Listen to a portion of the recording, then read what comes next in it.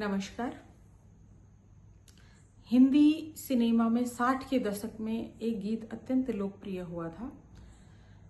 दुनिया बनाने वाले क्या तेरे मन में समाई, काहे को दुनिया बनाई, तूने काहे को दुनिया बनाई। ये दुनिया तूने क्यों बनाई। ऐसा लगता है कि गीतकार जीवन के बारे में गहरे प्रश्नों पर चर्चा करना चाहता है। ये जानना चाहता है कि ये दुनिया क्यों बनाई, किसने बनाई। दुनिया बनाने वाला क्या इस दुनिया में रहता है या इस दुनिया से परे कोई और दुनिया है। मैं कौन हूँ, ईश्वर कौन है, आत्मा क्या है, क्या पुनर्जन्म होता है आत्मा का। ऐसे ही विषयों पे जब भी हम कोई चर्चा करते हैं तो आम बोलचाल की भाषा में कहते हैं, क्या तुम दार्शनिक हो गए हो जो ऐसी बातें करते हो, दर्शन की बातें करते हो। ऐसा ही एक किस्सा है स्वामी विवेकानंद जी का। हम सब जानते हैं स्वामी विवेकानंद जी का नाम था नरेंद्र दत्त, और जब वो कॉलेज में अध्ययन करते थे उस दौरान एक साथी ने उनको आके बताया कि स्वामी रामकृष्ण परमहंस एक बहुत ही सिद्ध पुरुष हैं और हमें उनसे मिलना चाहिए, हमें उनसे मुलाकात करनी चाहिए। नरेंद्र दत्त ने भी सहमति जताई और वो सभी साथी स्वामी रामकृष्ण परमहंस से मिलने पहुंचे और पहुंच के दरवाजे पे दस्तक दी। अंदर से स्वामी रामकृष्ण परमहंस ने पूछा, कौन है। नरेंद्र दत्त ने जवाब दिया, यही तो मैं जानने आया हूं कि मैं कौन हूं। जीवन के ऐसे गूढ़ प्रश्न, ऐसे विषय जिनको हमारी बुद्धि नहीं समझ सकती या जिन्हें हम अपनी बुद्धि से नहीं जान सकते, जिनकी गहराइयों तक नहीं पहुंच सकते, उन सभी पे चर्चा दर्शन में की जाती है। तो आइए मेरे साथ दर्शन के विषयों पे चर्चा करते हैं। मैं लेकर आई हूं आपके लिए दर्शन से संबंधित एक सीरीज जिसमें आप, ये पहला पार्ट है जिसमें आप दर्शन से संबंधित जितने भी विषय हैं उन पर आप मेरे साथ चर्चा करेंगे, मेरे साथ इस पर आगे और अध्ययन करेंगे। तो आप मेरे चैनल को सब्सक्राइब कर लीजिए, फ्रेंड्स एंड फैमिली में शेयर कीजिए ताकि सभी तक ये वीडियो पहुंच सके, और वीडियो पसंद आए तो लाइक जरूर कीजिए, बेल आइकन को दबाइए ताकि मेरे आने वाले वीडियोस का नोटिफिकेशन आपको मिल सके। तो चर्चा करते हैं दर्शन पे। दर्शन संस्कृत के दृश्य धातु से बना है। दृश्य का अर्थ होता है देखना। देखना, क्या देखना, कितना देखना, क्यों देखना। क्या जो हम आंखों से देखते हैं वही सब देखना, या जो सृष्टि हमें दिखाई दे रही है वही सब देखना। अंग्रेजी में एक कहावत है, रीड बिटवीन द लाइन्स, अर्थात वह शब्द पढ़ लेना जो शब्दों में नहीं लिखा है।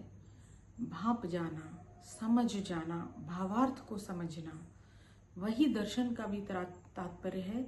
वह सब देखना जिसे हमारी आंखें नहीं देख सकती, जिसे हमारी बुद्धि नहीं समझ सकती, जिसे हमारी ज्ञानेंद्रियां नहीं महसूस कर सकती। वह सारे विषय, वे सारे प्रश्न दर्शन में पढ़े जाते हैं और उन पे चर्चा की जाती है। इंग्लिश में इसे फिलॉसफी कहते हैं। दर्शन का अध्ययन करने वाले विद्यार्थियों के लिए यह सुविधाजनक रहता है कि हम दर्शन को दो भागों में बांट के देखें, भारतीय दार्शनिक परंपरा और पाश्चात्य दार्शनिक परंपरा। भारतीय दार्शनिक परंपरा में भारतीय दर्शन समूहों को रखा गया है और पाश्चात्य दर्शन परंपराओं में, पाश्चात्य दर्शन समूह में पाश्चात्य दार्शनिकों को रखा गया है। बात करते हैं भारतीय दर्शन की। भारतीय दर्शन में मुख्य रूप से 9 दर्शनों को रखा गया है, जिसे भी हमने दो भागों में बांट के अध्ययन किया है, नास्तिक दर्शन समूह और आस्तिक दर्शन समूह। यहाँ नास्तिक का तात्पर्य वह नहीं है कि कोई मंदिर नहीं जाता या ईश्वर को नहीं मानता या कोई विशेष पूजा विधि को नहीं अपनाता तो वह नास्तिक है, या आस्तिक वह जो मंदिर जाता है, ईश्वर को मानता है तो वह आस्तिक दार्शनिक समुदाय है।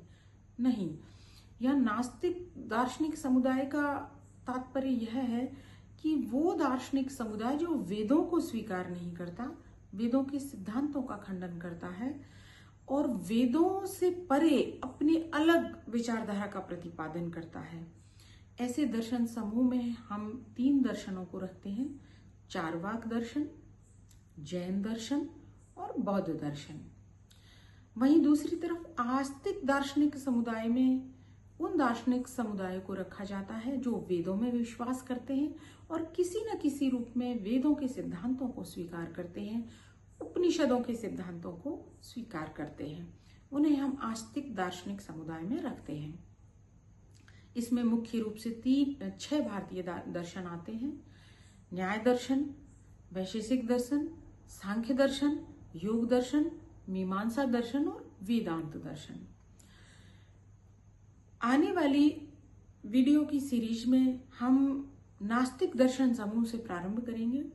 नास्तिक दर्शन समूह में सबसे पहला जो दार्शनिक समुदाय है वो है चारवाक दार्शनिक समुदाय। चारवाक बहुत ही इंटरेस्टिंग दर्शन समुदाय है। जैसे जैसे हम चारवाक दर्शन को आगे जानेंगे, समझेंगे, हमारी रुचि केवल चारवाक दर्शन में ही नहीं, पूरे भारतीय दार्शनिक परंपराओं में गहरी होती जाएगी, हमारी समझ बढ़ती जाएगी।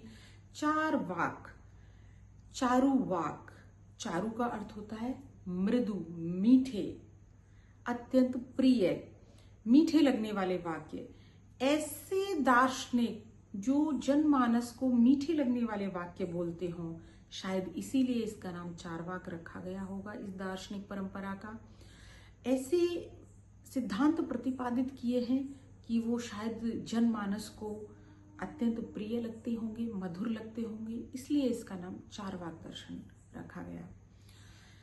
चारवाक दर्शन का जो मुख्य सूत्र है, या हम ये कह सकते हैं कि चारवाक दर्शन की जितनी भी विशेषताएं हैं वो जिस सूत्र पर आधारित हैं, वो सूत्र मैं आपको बताती हूँ। संस्कृत का एक श्लोक है, यावत जीवेत सुखम जीवेत ऋणम कृत्वा घृत पिबेत।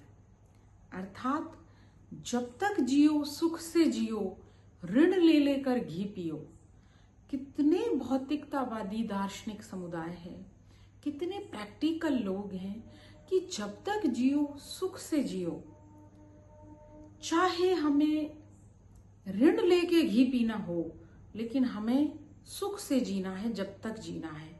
क्योंकि पता नहीं पुनर्जन्म होता है या नहीं, पता नहीं ये शरीर दोबारा हमें मिलेगा या नहीं।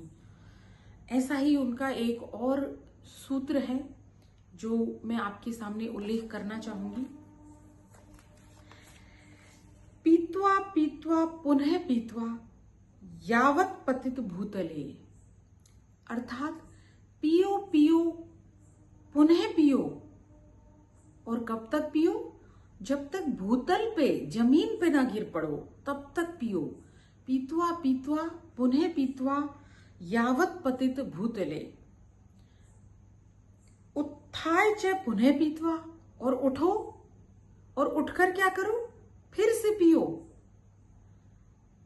पी के गिरो, जमीन पे गिरो और फिर से उठो, और उठकर क्या करो? फिर से पियो। पुनर्जन्म न विद्यते। ऐसी कोई विद्या नहीं जिससे पुनर्जन्म होता हो। तो इतने प्रैक्टिकल दार्शनिक समुदाय के बारे में जानना, समझना कितना रुचिकर लगेगा। मेरी आने वाली सीरीज में आप चारवाक दर्शन में मेरे साथ रहेंगे, चारवाक दर्शन की मुख्य विशेषताओं के बारे में सुनेंगे, हम मिलके चर्चा करेंगे। आपको अगर इसके बारे में और भी कुछ पूछना है, कुछ मुझे बताना चाहते हैं, तो आप कमेंट करके मुझे बता सकते हैं, मुझसे पूछ सकते हैं। आने वाले वीडियो को आप जरूर देखिए। चारवाक दर्शन की सभी इंटरेस्टिंग बातें हम उसमें कवर करने की कोशिश करेंगे, और उससे अगली जो सीरीज होगी उसमें हम जैन और बौद्ध दर्शन को, यानी कि नास्तिक दर्शनों के दर्शन समूह को कवर करेंगे। तब तक के लिए नमस्कार, धन्यवाद।